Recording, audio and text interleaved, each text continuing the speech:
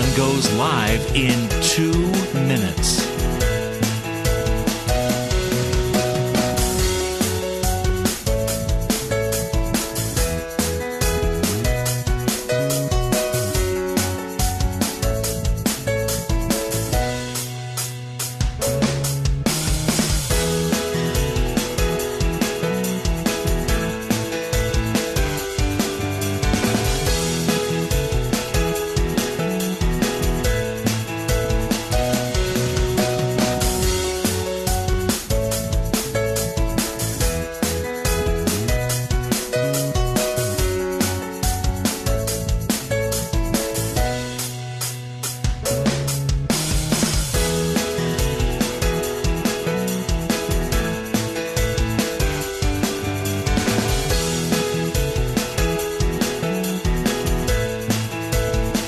Lynn Cullen live in 1 minute.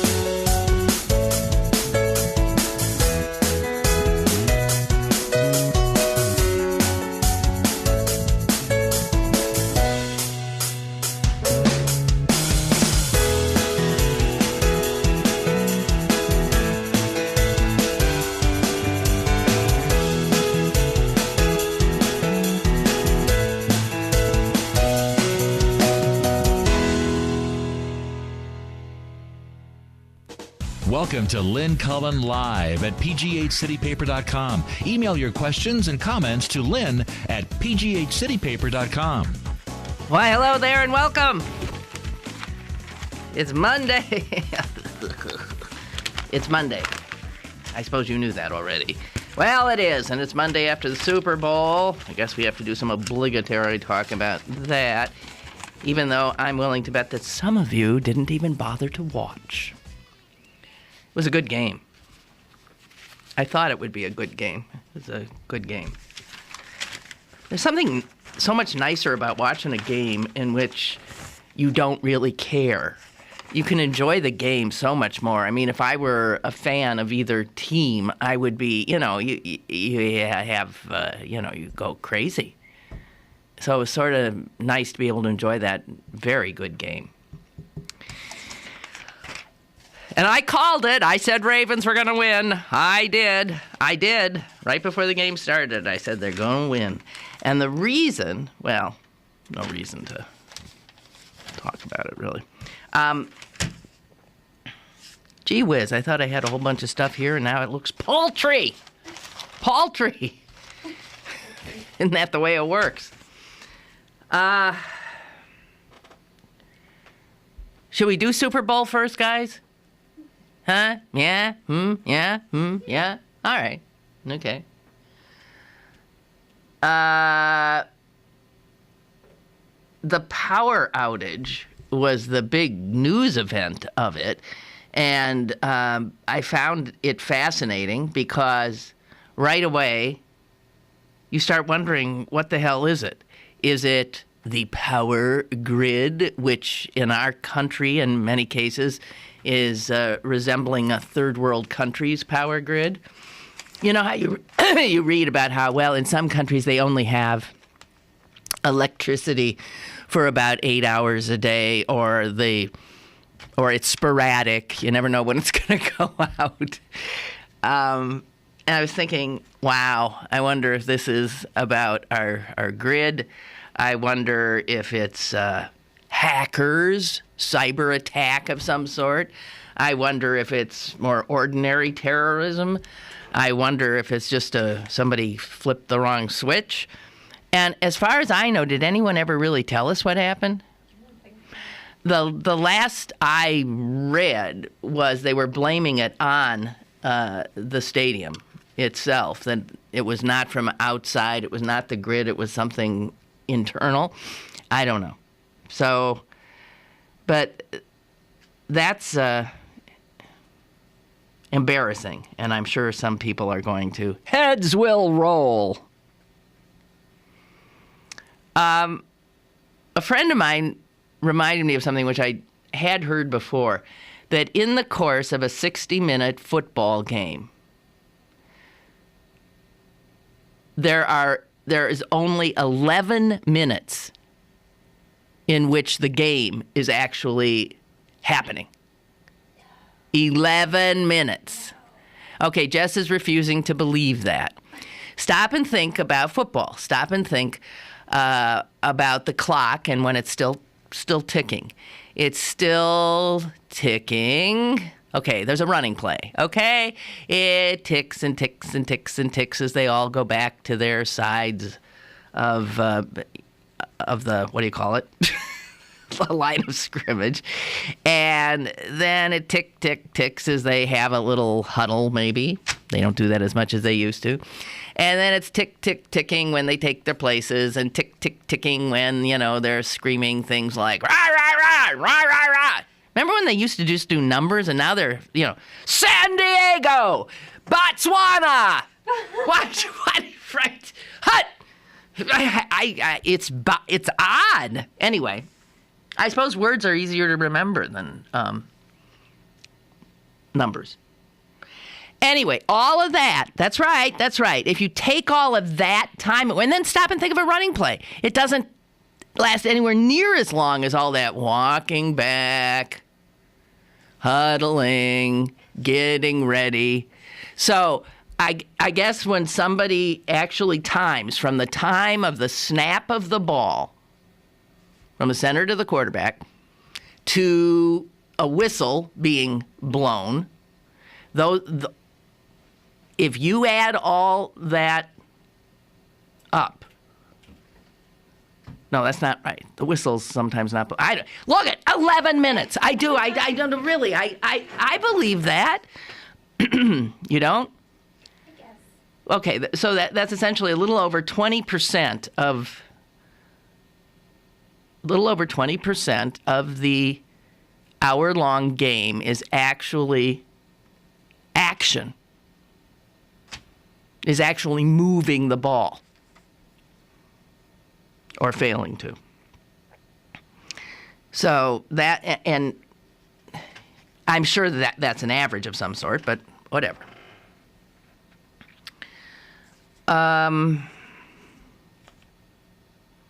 Commercials, I must admit, I didn't really watch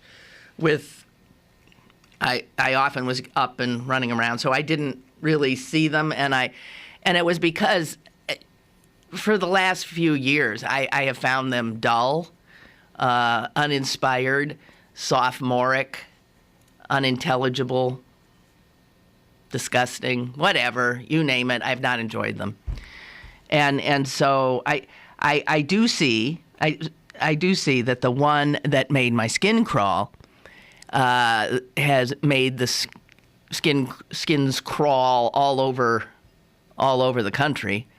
Yea, verily, the world.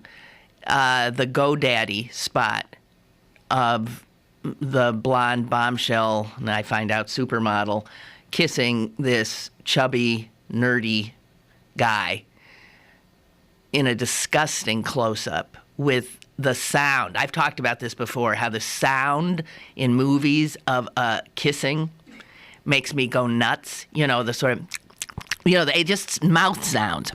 Mouth sounds make me go crazy.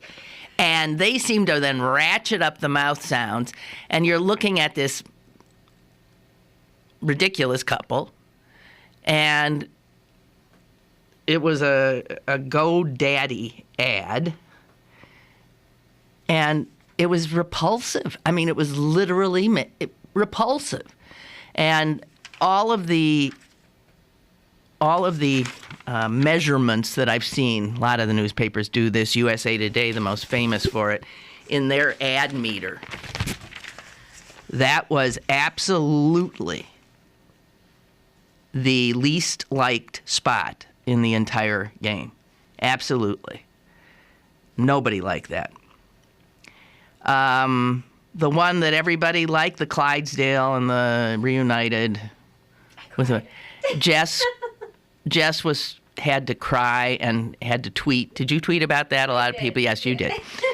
And then the next, I missed this one. I wish I hadn't. Something about the Joe Montana stain, and that's a Tide commercial. That came in second. And that, sappy praise for farmers thing that went on for 5 hours, that came in third. I kept thinking, what the hell does that have to do with a Ram truck? And there was this other patriotic one, which was clearly for Jeeps. It was like, yes, and they died to defend your country. And I kept screaming, so buy a Jeep! So buy a Jeep! And the farmers, the grit, the this, the that. So buy a Dodge? What the hell is that about?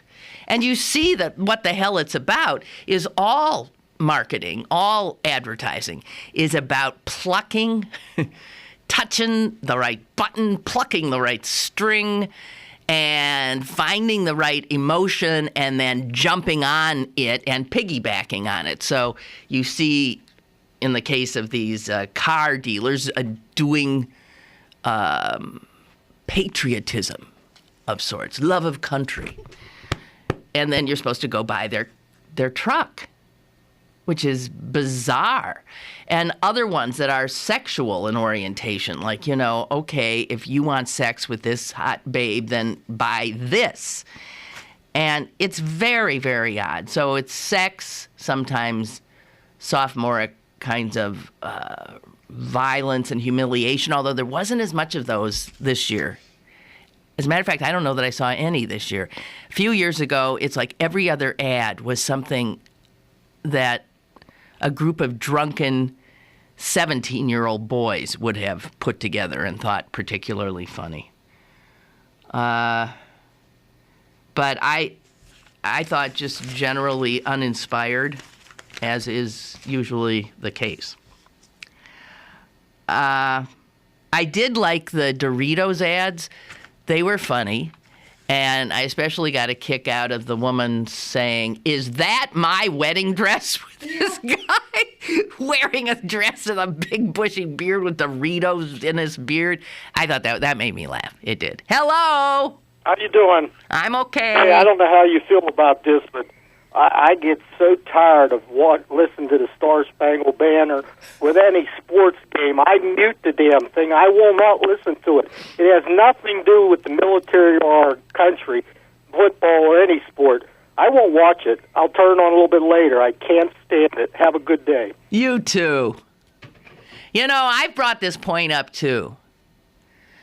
The patriotism that is infused in attending a sporting event always has struck me as odd as well.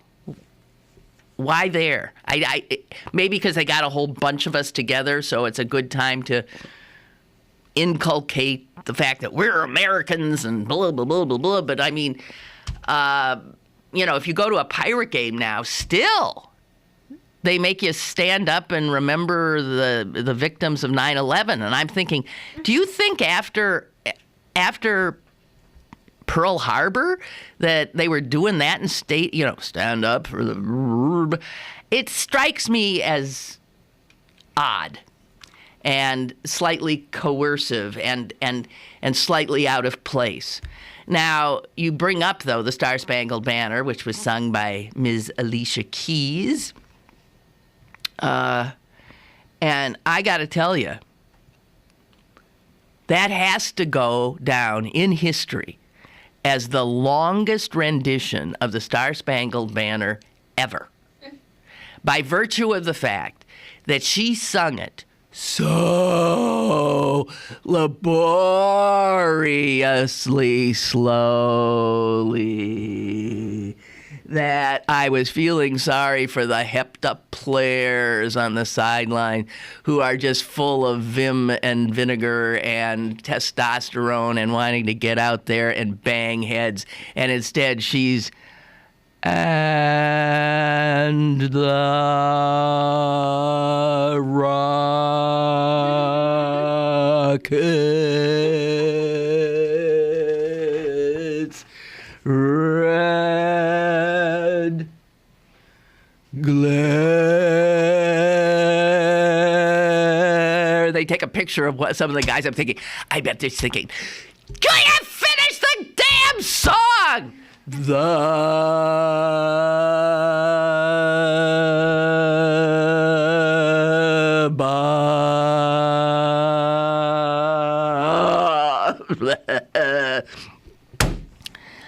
I thought it was horrible. She's got a lovely voice. She's a lovely woman. I thought that was like ridiculous. That song is not meant to be sung in that dirge-like. I mean,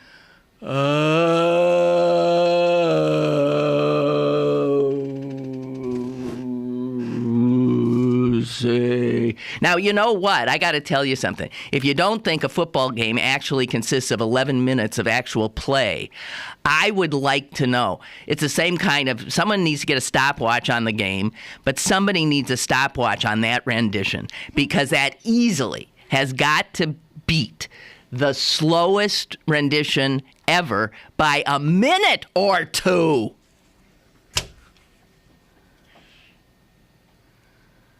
It was torture. I don't care if the voice is lovely. Granted, mine is not.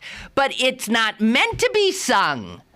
If you just, I mean, I don't like the song in the first place. And you know I don't. I've railed about it for years. But if you think of what the song's saying, oh, say, can you see by the dawn's early light? I mean, it's saying something. And the slowness with which she performed it took all the meaning away. There was nothing. It was so slow. Oh, God. I couldn't stand it. So that was my feeling about Alicia Keys' Star Spangled Banner. I know at least she pretty much did it in terms of the way the notes are. But believe me, that was not the proper tempo or feeling. It just wasn't. It was like she was singing like a lullaby. I don't know what the hell she was doing. It was awful. I can tell you're not agreeing with me on that. Well, I don't care. Before Alicia Keys took 20 minutes to sing the Star Spangled Banner, we were treated to... this blew me away. I thought, oh, gosh. Again, plucking at, oh, gosh, how much are we supposed to take? The kids, the Sandy Hook Elementary School Chorus.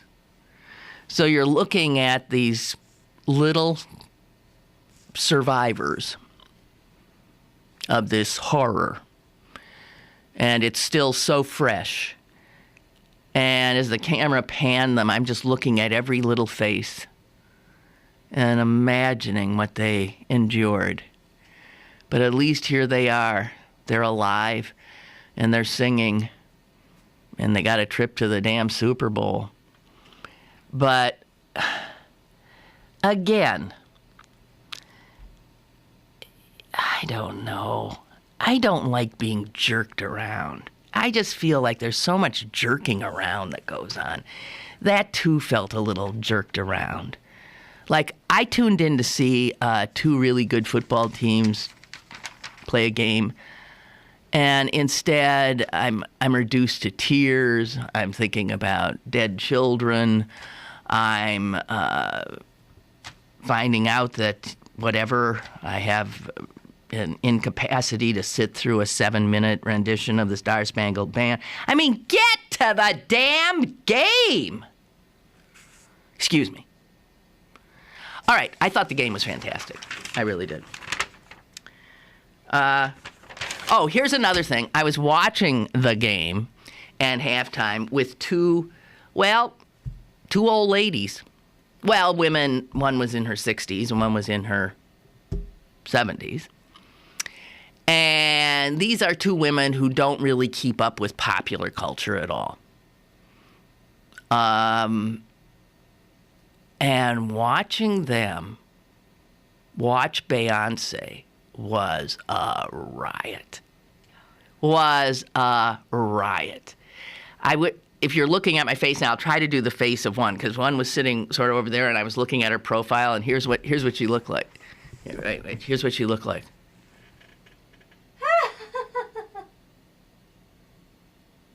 Didn't move, just didn't understand what was happening. There was a slight look of horror on her face, disgust.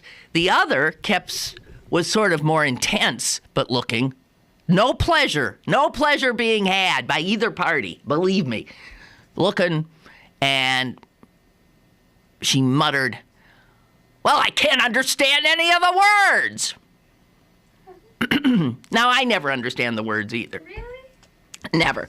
So I started desperately trying to hear the words so I could, sign for them. Okay, now she just said I'm a single woman or for your lady. Did you hear that? No. They were appalled. Well, this is... Anyway, I thought, man, is she friggin' gorgeous. Man, can she sing. That's what I thought, and I enjoyed it. However, let me just say this.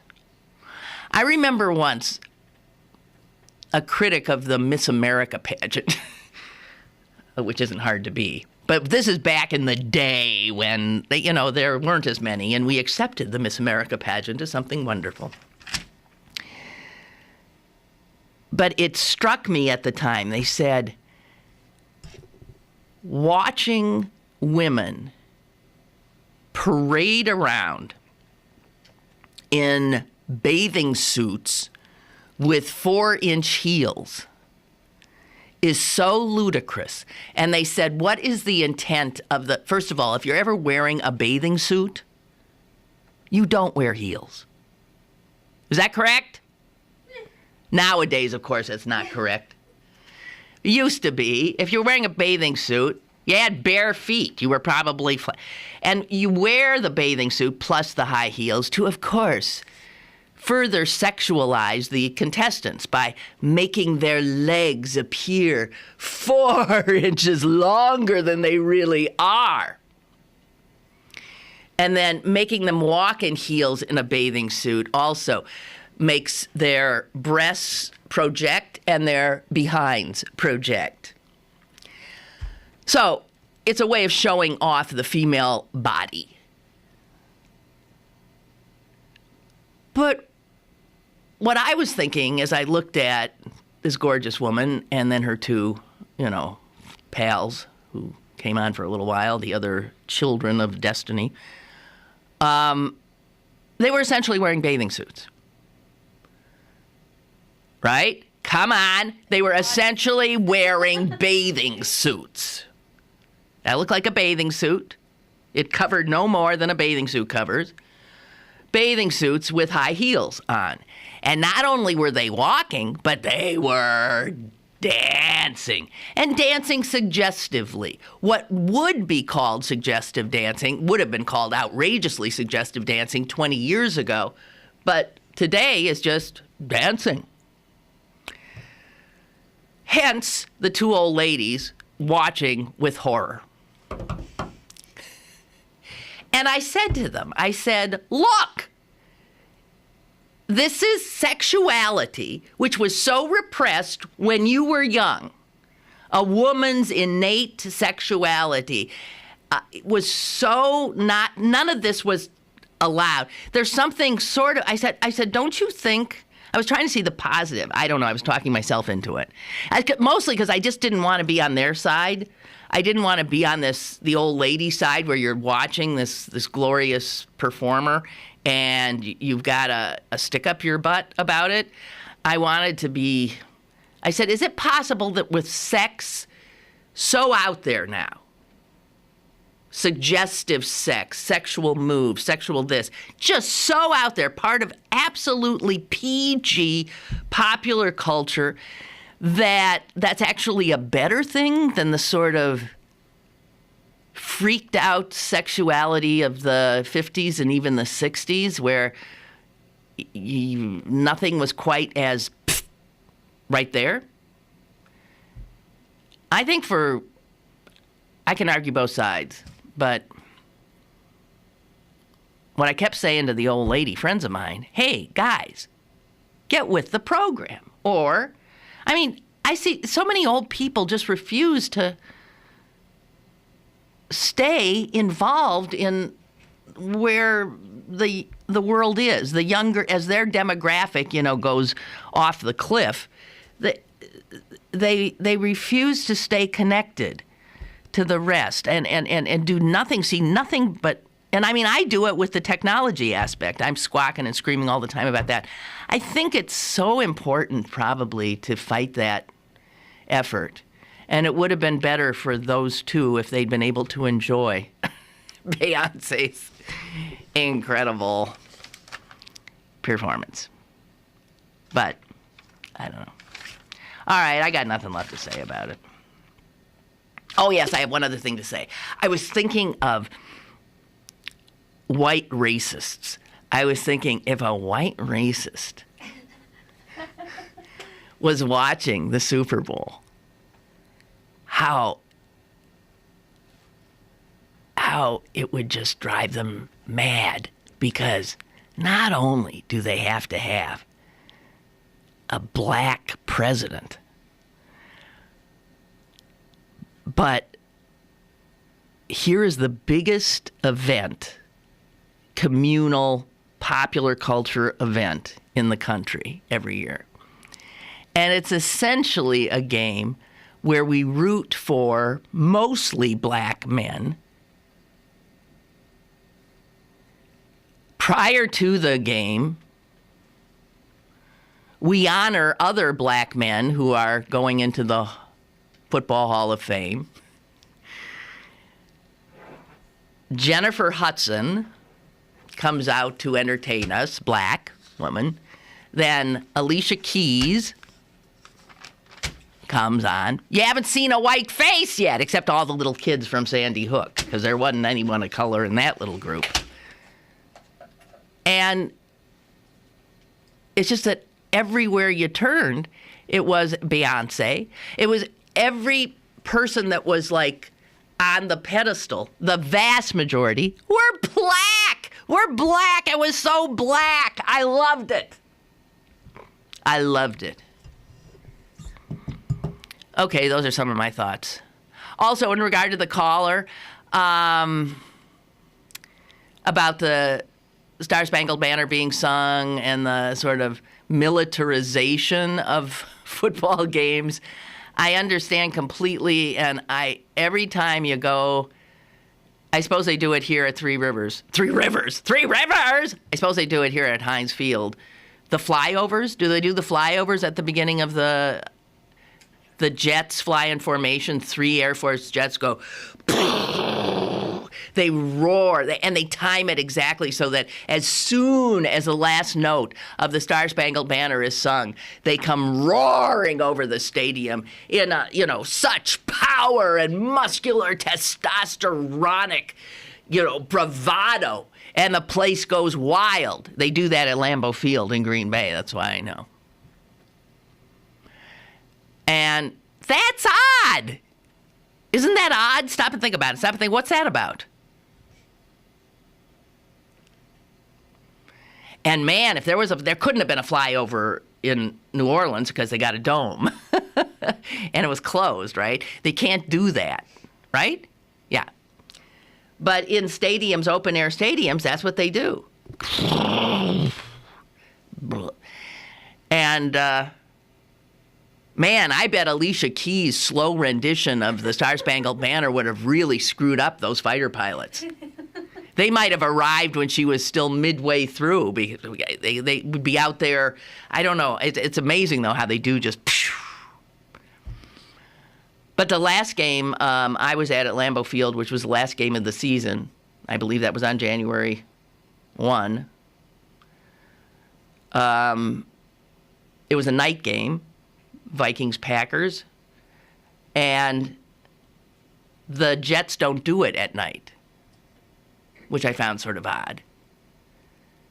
So you know what happened? Instead of the Jets roaring past,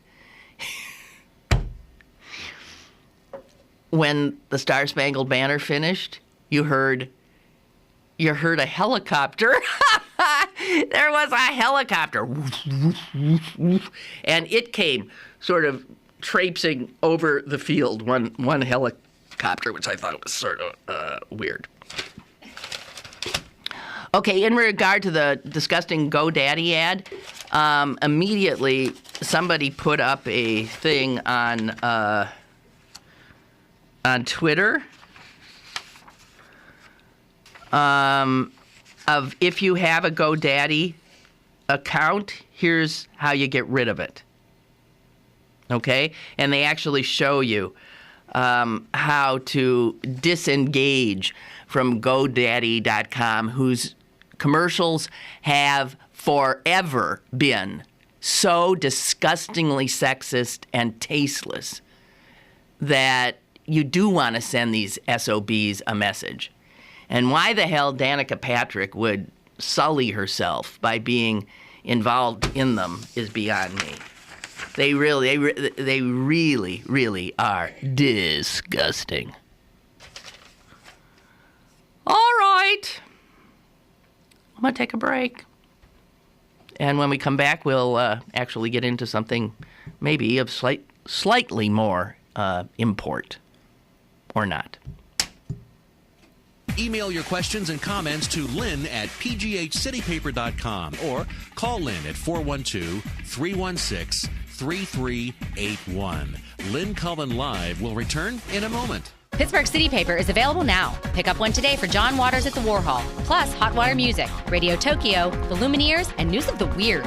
Pittsburgh City Paper available at over 1,700 locations throughout Western Pennsylvania and on the web at pghcitypaper.com and on your smartphone at citypapermobile.com. I didn't know about chronic obstructive pulmonary disease until I took the wheel and lent my support to Drive for COPD. Help Americans take action against this leading cause of death by logging on to driveforcopd.org to learn more. I'm Nancy Cartwright, the voice of Bart Simpson, and I drive for COPD.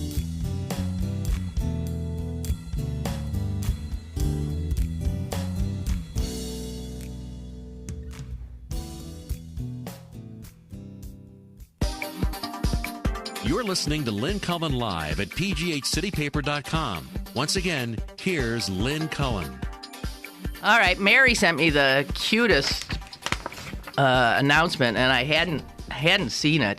The New York Times has this great, weddings section in their style section on Sunday where they show you all the happy couples that have gotten married in the last week, and often they tell you their stories. And there is such an adorable picture I am looking at. And it's of two older people, to say the least. And man, are they happy, and man, are they gorgeous. See, Jess is crying just looking at it. It's Ada Bryant and Robert Haire. And we learn from reading this that the bride, both had been married before, both had lost their spouses. They met at a retirement home that they were both living in. And the bride is 97, and the groom is 86. So she be a cougar. And she is so beautiful. I'm always marveling that my 90-year-old mom is beautiful, but hey, Mom, hooey, this woman's got 7 years on you, and she's every bit as pretty. Woo! Still. So they always sort of tell the story of how, these people met. And anyway, so after they started sort of meeting for lunch at the place that they lived, they really were enjoying each other's company. And then, this is so cute, on January 25th, the guy, the 86-year-old, who writes poetry for as a hobby, slipped a sonnet vowing friendship and affection beneath her apartment door with a note that said, quote, "This represents how I feel in our relationship as a couple." He said he slipped it under the door because he was afraid to give it to her in person.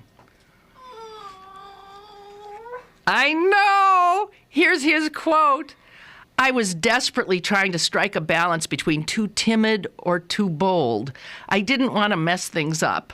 I can attest that it doesn't get easier, and even with advanced age, he sounds just as freaked as a teenager. Isn't that funny? 86 years old, and he's losing sleep, not quite knowing.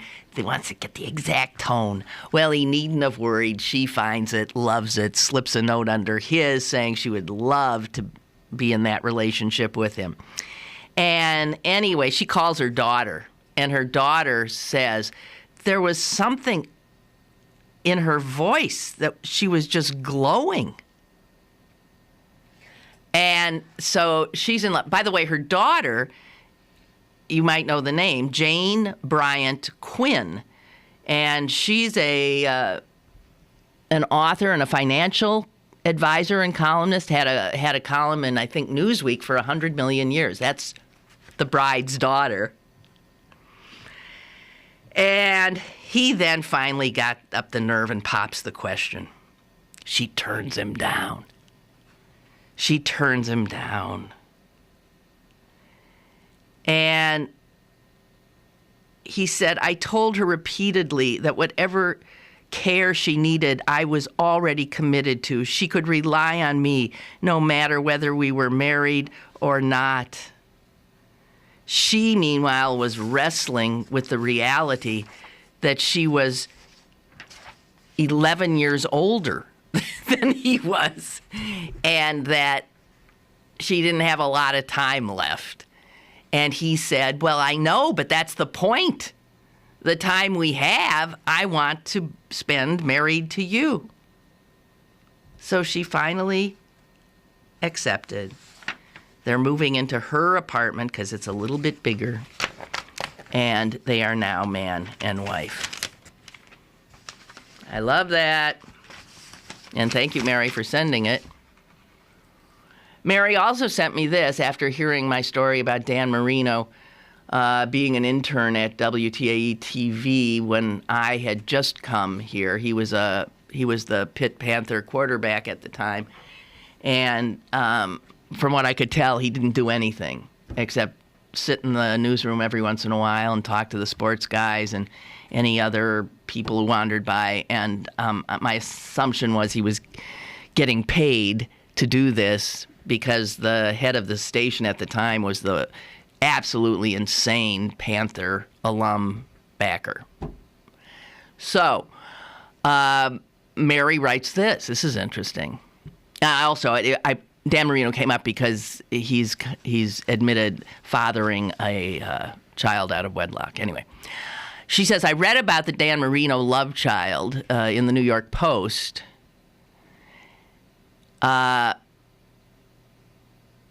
He's too old to be making those kind of mistakes. My friend told me one of the reasons the Steelers did not draft him was because he had gotten a lot of girls pregnant while at Pitt. Well, listen, I don't doubt it if they weren't protected because he was handsome. He was the handsome quarterback. And she says that's total hearsay, and I don't know if it's true.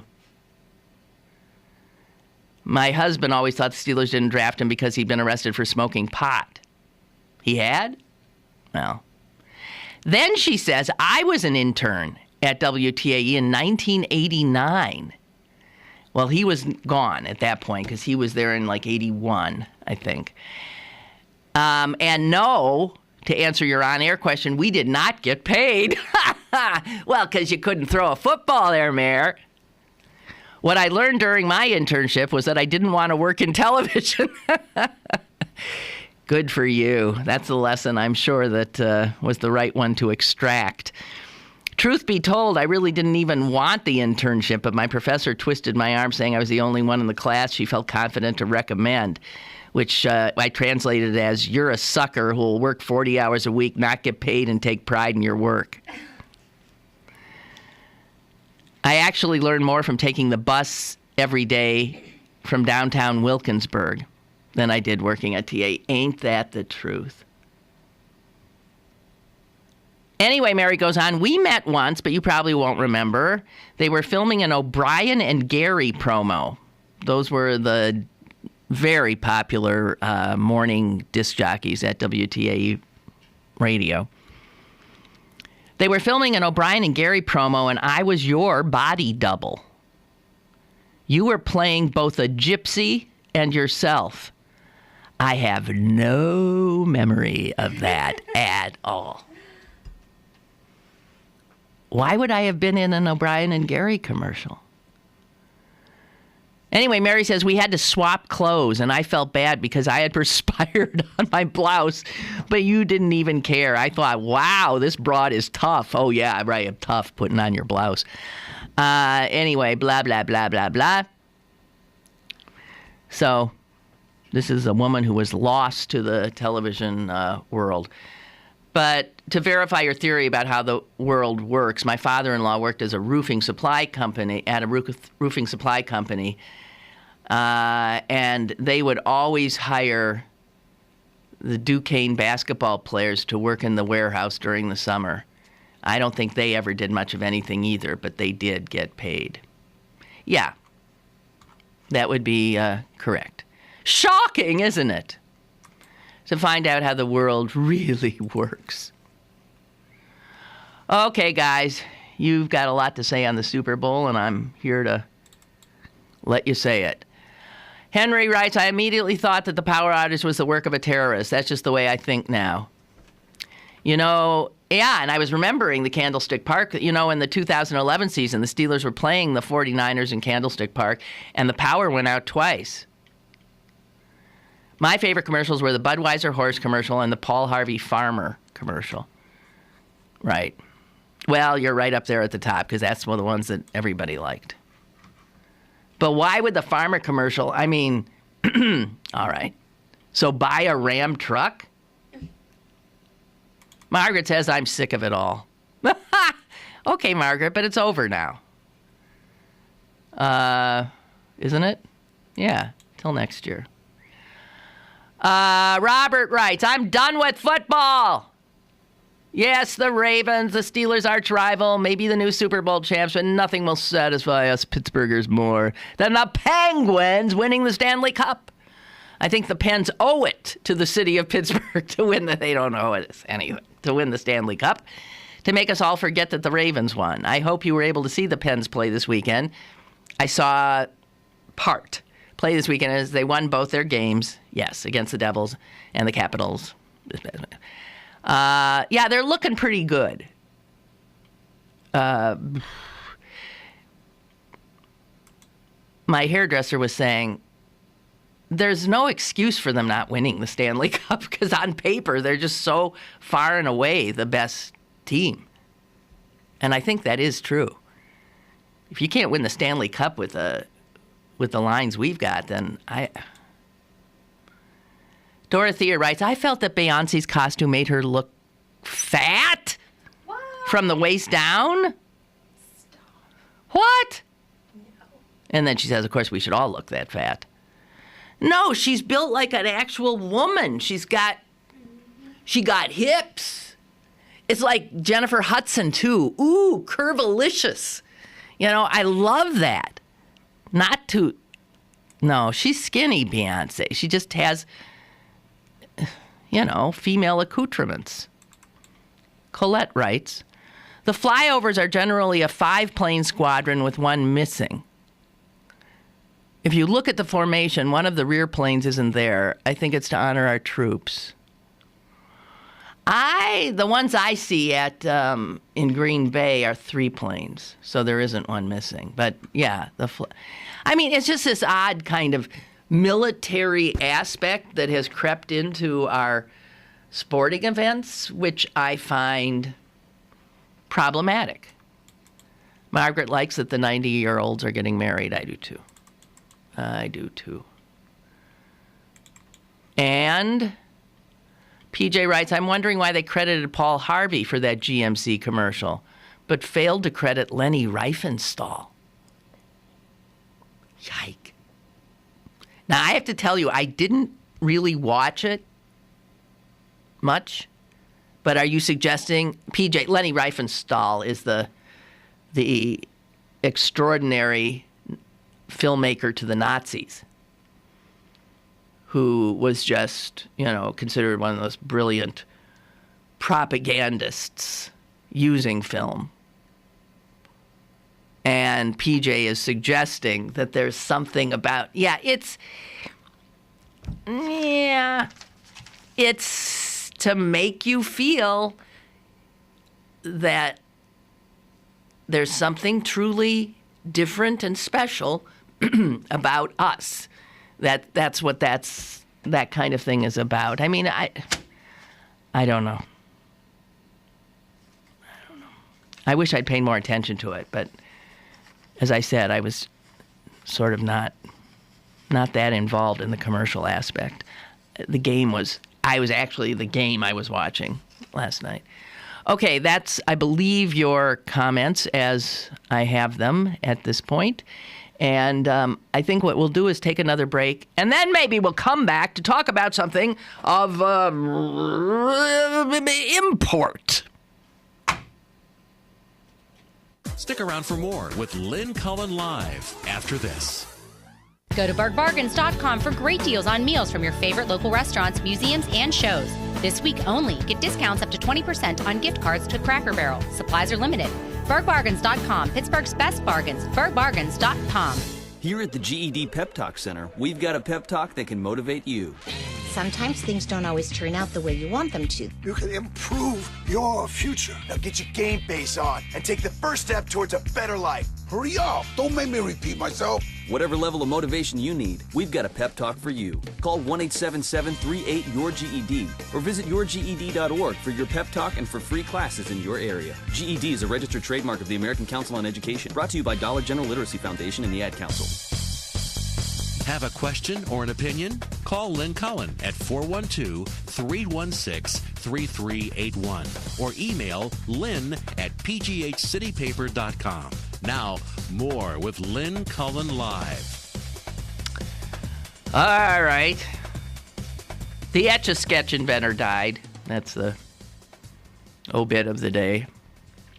He was French, but he was showing his invention at a toy show in Germany, Nuremberg, and an American company, I think based in Ohio, bought it for $25,000 and first marketed it in 1960. It has joined the Barbie doll, and I'm trying to think what are some of the others. Slinky and Lincoln Logs as one of the 100 best toys of the 20th century. Well, Legos have to be in there too toward the end. But there you have it. There's all this, explanation. He was an electrician. There's all this explanation of what he saw that made him invent it, and it's too scientific for me. Although I think it's actually pretty simple stuff. This one caught my eye. This was in the New York Times, I believe, on Saturday. German legislators vote to outlaw bestiality. Isn't that nice? Although I think they misspelled bestiality. Is bestiality not spelled with an A, B-E-A-S? It is, I don't know. Because they've got bestiality. Oh, that's probably right. Well, I don't know. You can assume the New York Times knows what they're doing. But here's what's interesting about this. This was the upper house of Germany's Bundestag. And the lower house had passed this bill before.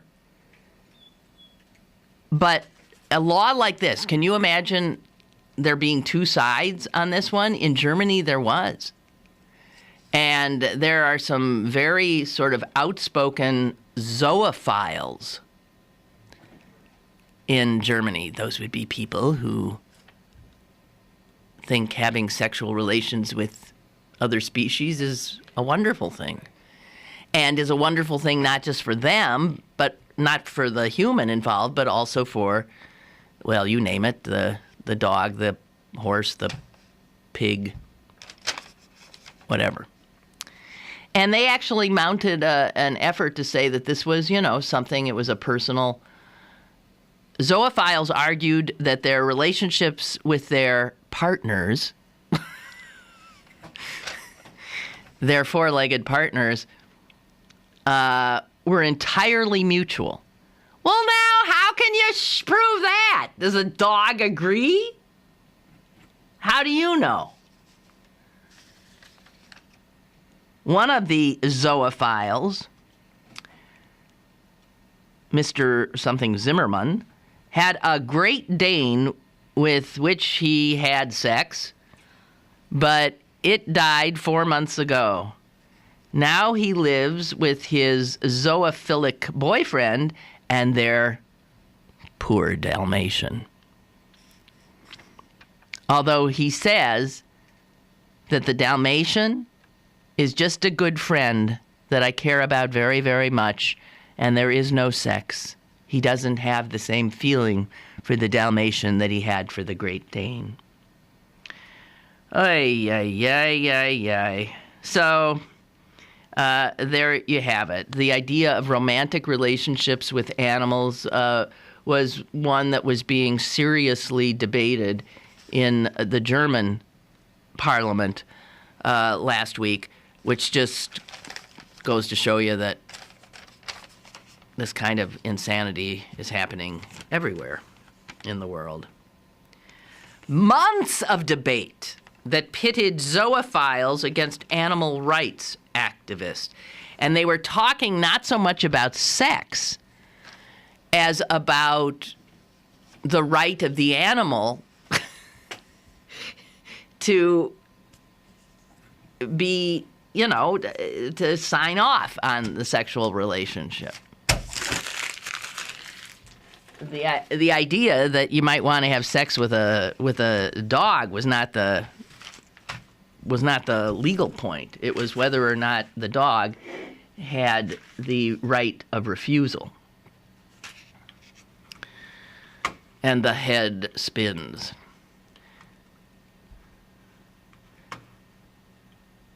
Ansel writes, "To heck with all this Super Bowl talk. I just found out my Giant Eagle Food Perks program is going away." Yes, that's true, Ansel, it is. I read that in the paper, too. Now, you understand, your Fuel Perks program is not going away. That's where for every $50 you spend at a Giant Eagle, you get 10 cents off your gas at one of their get-go stations. That remains in place. The Food Perk program, which I really never understood, and apparently I wasn't alone because they said that Food Perk program was too complicated for most people, and so they're shelving it. They're also shelving something else. What did that article say that you might have liked, which is going away? I don't know. It's in the business section in today's Post-Gazette, and they said they sent letters out to some of their customers and informed them of this. I did not get a letter. Apparently, Ansel, you did not get a letter. But I'm sorry, if you were using Food Perks, they gonna be gone. You got to use them. If you got some, you got to use them up right away or something. Whatever. I never understood that program. On that Friday night show on QED that I do, 4802, there was quite a bit of talk last Friday night about the dismissal of Steve Bland as CEO of the Port Authority. And I learned a lot from my fellow panelists because they are all... I'm the only one who's there who's not politically connected. I'm just there because I'm a loudmouth. They're all there because, well, Bill Green worked with the Thornburg administration in Harrisburg, and he's been a political consultant to Republicans ever since. Heather Heidelbaugh is a Republican office holder. and very active in Republican politics. And Valerie McDonald Roberts was a member of Pittsburgh City Council, and now she's the real estate something. There's a head of real estate for Allegheny County. I don't know. But these are all political people, politically connected. And just from the scuttlebutt I was hearing, and then since that scuttlebutt, this portrait of our county executive, our new county executive, Rich Fitzgerald, as somebody, well, one of them referred to him as a megalomaniac, but because it is known, it was quite open, that he's the one who masterminded the ouster of Steve Bland, and who also, through his appointments to the board, managed to take over the board. He put a bunch of new people on the board. All of them voted to dismiss Bland. By the way, not for cause. He had done nothing that would get him fired, but Fitzgerald didn't like him. Fitzgerald felt he wasn't jumping when Fitzgerald said jump. Fitzgerald would talk to him and say, hey, I want you to do this, I want you to do that, I want you to do this and that and this and that. And Bland wouldn't necessarily do it because Bland is thinking, I don't work for him. The Port Authority is who he worked for. He worked for that board, granted, appointed by the executive. But authorities, by their legal nature, I think, are somewhat freestanding, aren't they? Whatever. It's clear that Fitzgerald pretty much wants to run the Port Authority. And I think this will be very interesting because it appears that he has no problem throwing people out, putting his people, and that he's maybe a true micromanager. Now, you could say that's not what you're supposed to do. You're the county executive. You're an executive. You're on the top. You put people in these positions, and then you put people who are qualified and you let them do their work. That's what an executive does. If an executive can't delegate, then what's the point of having all these people on the payroll if he wants to do everything himself? I don't know. I think it's going to be very interesting to watch. I mean, some of what Fitzgerald says about what Bland didn't get done, I mean, I, as a bus rider, would agree. I mean, just simple little things that you would expect a bus system to have, like signs telling you what buses stop where or what the schedule is, let alone more modern things like being able to get an app on your cell phone that would tell you exactly where your bus is at the moment, so you know whether you should be standing on this frozen street corner or you could duck inside and run an errand or two at the CVS. Whatever. But I think this is going to be very interesting to, now that I've got this sort of more of a psychological profile of Rich Fitzgerald, I think it's going to be interesting to watch him. This is a guy who is taking this position and wants to use this power quite clearly. If he's capable, maybe that'll be okay. But if he's not, you don't want a megalomaniac on the loose either. I don't know. Interesting. I know Rich Fitzgerald. And on a personal level, we've always been extremely friendly. So I'm not going to. But I think this is interesting to see the management style that he's clearly showing. And that comes with some dangers, I think. Unless he's really, really good at managing everything. We'll see.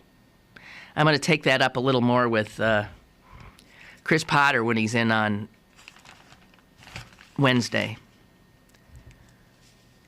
Also, a lawsuit finally filed in the deaths of the 4 people who died in the flash flooding of Washington Boulevard 2 years ago. And you knew there was going to be a lawsuit here because that roadway was known to flood, had in fact killed somebody before, and none of the public entities that had authority there, the Pittsburgh Water and Sewer Authority, the city of Pittsburgh, the state, I believe, that's a state-maintained road, whatever. Nobody really did much of anything. And so there's all kinds of entities being sued in the deaths of those 2 little girls and their mom who drowned in their minivan, unable to get out of it. And they're suing Chrysler as a result because they're saying if a car is submerged, you've got to have some way for people to get out. The water pressure is such you can't open the door, and the electrical windows don't work. So they were stuck. They were stuck as their car filled up and as they died. Horrible death.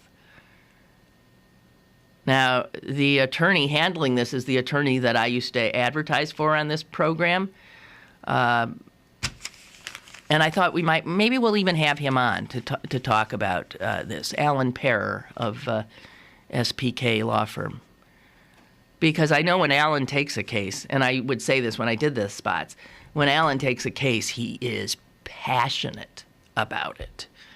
So I'm sure he's living and breathing this one now. And it's one that breaks your heart because of the mother and her 2 children, let alone the older woman who was washed away, having managed to get out of her vehicle.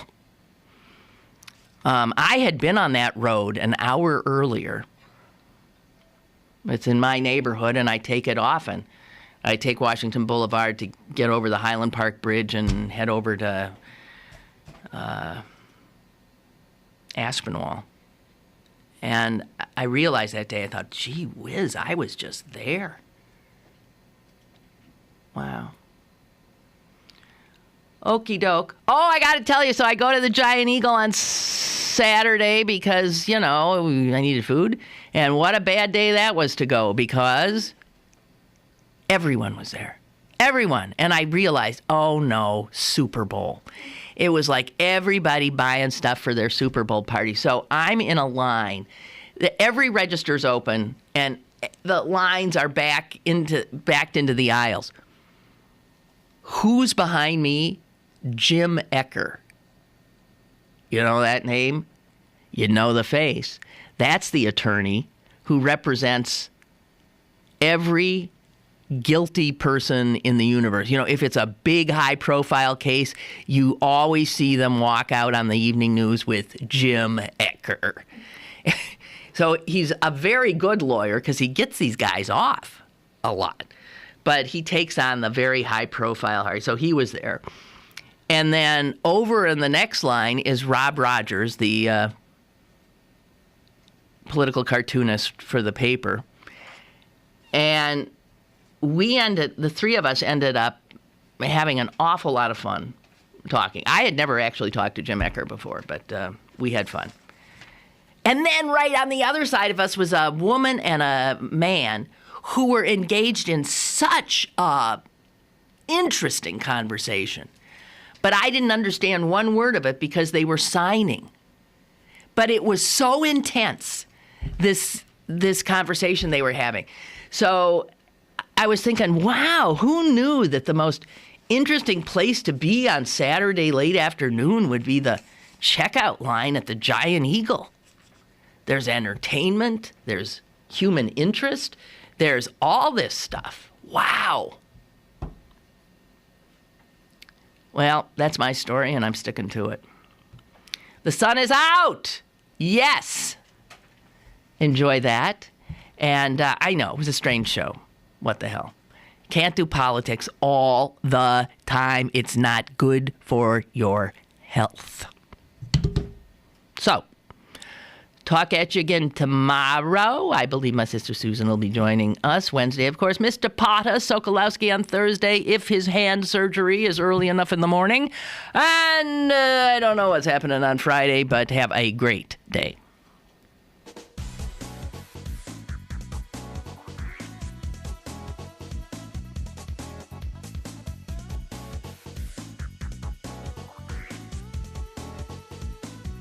Lynn Cullen Live, Monday through Friday from 10 a.m. to 11 a.m. and archived at pghcitypaper.com.